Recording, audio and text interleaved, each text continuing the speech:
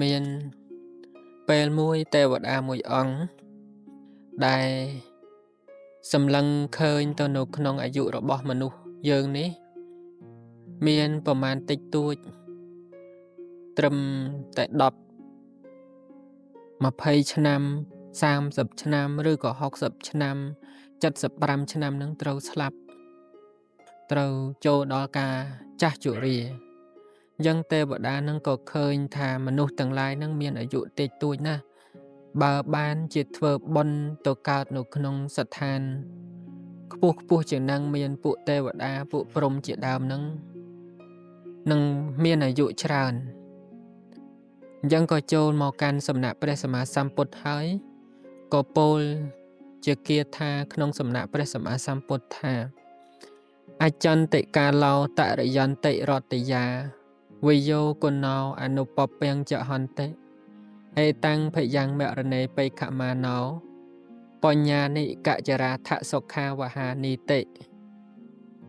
ដែលមានសេចក្តីប្រែថាកាលទាំងឡាយតែងកន្លងផុតទៅរាត្រីទាំងឡាយតែងឆ្លងហួសទៅ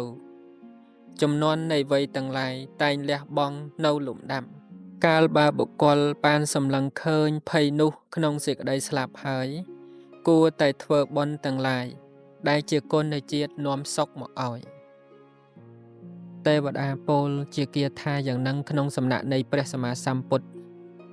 សេចក្តីនៃគាថានោះមានការបញ្យល់ជាច្រើននៅក្នុងព្រះអត្តកថាពាក្យថារាត្រីទាំងឡាយតែងឆ្លងផុតទៅនឹងគឺសំដៅដល់ថាមួយថ្ងៃនឹងចេះតែអស់ទៅពីព្រឹកដល់ល្ងាចពីល្ងាចដល់យប់ដល់ភ្លឺវិញទៅឆ្លងទៅមួយម៉ោងមួយវេលាមួយពេលមួយគណៈហ្នឹងអស់ទៅម្ដងបន្តិចមិនត្រឹមតែប៉ុណ្ណឹងទេសំបីវ័យទាំង3មានវ័យបឋមវ័យកណ្ដាលវ័យចាស់ហ្នឹងទៅត្រូវឆ្លងពីមួយតនកាលទៅមួយតនកាលពីក្មេងអញ្ចឹងទៅក្នុងម្លងនៃក្មេងហ្នឹងត្រូវរៀនត្រូវសូត្រត្រូវប្រឹងប្រែងហូបត្រូវប្រឹងប្រែង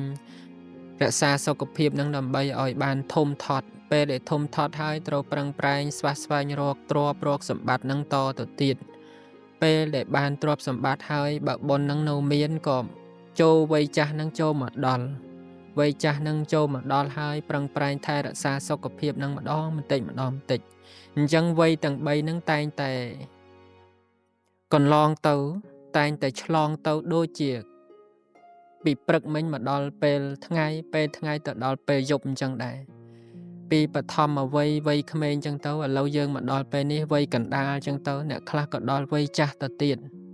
អញ្ចឹងឆ្លងទៅម្ដងបន្តិចទេវតាពោលថាបើឃើញភ័យយ៉ាងហ្នឹងណាមនុស្សទាំងឡាយសពសត្វទាំងឡាយហ្នឹងក៏បីធ្វើនៅបុណ្យក៏បី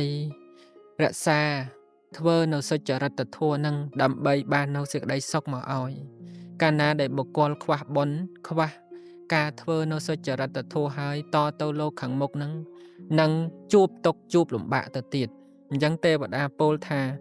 សត្វទាំងឡាយបើប្រាថ្នាដើម្បីទៅកើតស្ថានទីដែលប្រសើរមានអាយុវែងជាងស្ថានទីមនុស្សនឹងទៀតហ្នឹងសត្វទាំងឡាយហ្នឹងក៏បីធ្វើនៅបុណ្យហ្នឹងមិនត្រឹមតែប៉ុណ្ណោះ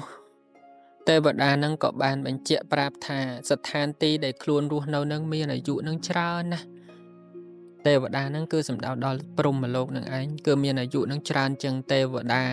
ជន់ចាតមហារាជការជន់ឆកាមាភូមិនឹងហើយនឹងមនុស្សនឹងទៅទៀតអញ្ចឹងទេវតានឹងពោលថាមនុស្សទាំងឡាយនឹងក៏បីធ្វើនៅបុណ្យព្រោះបុណ្យនឹងនាំមកនៅសេចក្តីសុខមកឲ្យបុគ្គលកាលដែលបានធ្វើល្អរមែងបាននៅសេចក្តីសុខនឹងឯងគឺជាការដែលយើងត្រូវតែធ្វើហេតុដើម្បីបានសេចក្តីសុខនឹង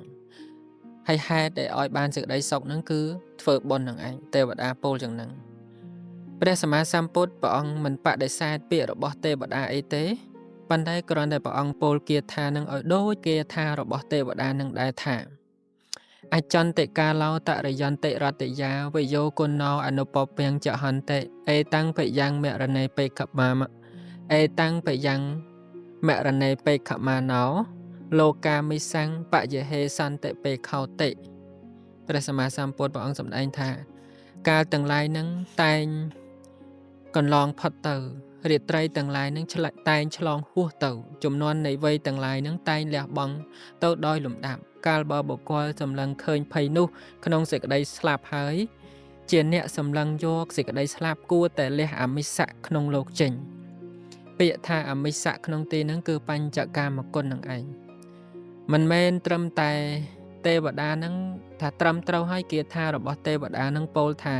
ក្នុងស្ថានរបស់ខ្លួននឹងគឺកាលណាដែលចម្រើនឈានចម្រើនអីទៅហើយទៅកើតក្នុងស្ថាននឹងនឹងមានអាយុវែងនឹងវាមានសេចក្តីសុខនឹងច្រើនអញ្ចឹងហើយប៉ុន្តែសេចក្តីសុខច្រើនប៉ុណ្ណាវានៅតែប្រែប្រួលនៅតែ